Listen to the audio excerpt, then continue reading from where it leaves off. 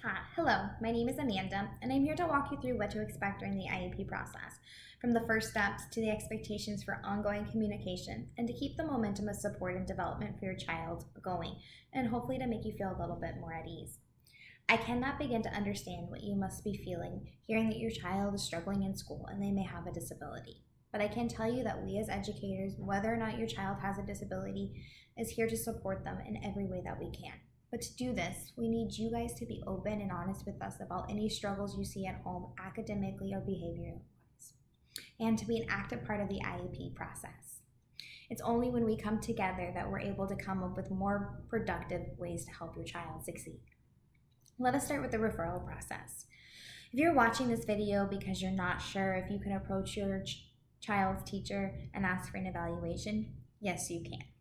There are two main ways for the special education process to be started, one of which is you going to the school and requesting that an evaluation be done on your child. The second is for the school to approach you and ask for an evaluation to be done. Now, you're wondering, what is this evaluation that I'm speaking of? This evaluation is the second step of the education process. After you've provided the school with written consent to determine if your child meets the criteria under the Individuals with Disabilities Education Act, better known as IDEA, as a child with a disability. This step is essential as it will help gather information on your child that will help determine their educational needs and what educational programs will suit those needs best. This evaluation must be full and individual, meaning it can only solely focus on your child. The evaluation also looks at the health, vision and hearing, social emotional status, their general intelligence, their communication status, and their motor skills to get a complete idea of what your child truly needs. Once the child has completed a full evaluation, the school will review the results and determine if the child has reached the child with disability criteria, which would put them in a category of having an intellectual disability, a hearing impairment, a speech or language impairment, a specific learning disability such as dyslexia, autism, or a variety of disabilities. After that first step of criteria is met, then they're going to look at the second, which is by reason thereof. By reason thereof is a part of IDEA that looks at whether your child's disability requires special education service and related services to help them be successful in school. If your child meets both a child with disability and by reason thereof, then an IEP process must begin within 30 days of that determination. At this point, you've heard me say IEP a few times, and I'm sure you're wondering, what am I talking about? The IEP is an individual education plan that is designed to set reasonable learning goals for your child and to state the services and accommodations that the school and school district will provide for your child. Who develops this IEP? Well, that's going to be a team of your child's teachers, from their general education teacher, the special education teacher, the school psychologist, a school administrator, and if needed, a specialist in the area that they're struggling in. And the most important member is you and your child.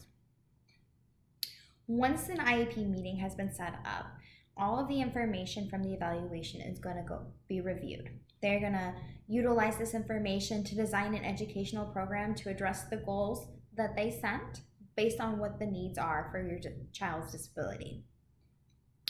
An IEP is a vital document, and the process for creating involves specific information about your child, such as their current academic achievement and performance, annual goals that are believed to be reachable within the year, what special education and related services are going to be provided, how much time will your child be educated outside the general classroom, and it even includes whether or not he or she can participate in state or district assessments and if they need any modifications.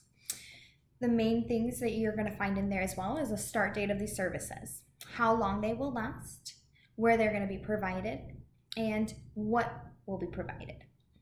And the last thing that's going to be included is the method of measurement. How are the teachers going to collect data on how your child is performing? All of this information will be decided by consensus during your IEP meeting. IEP is an ongoing partnership, and it requires a deliberate action before, during, and after. Once the IEP document has been made, the meeting held, the goals agreed on by consensus, many think that would be the end. But this is just the beginning of an ongoing partnership. All parties involved in the child's academic career should maintain communication through weekly updates, emails, notes sent home on the child's homework, and if needed, calls.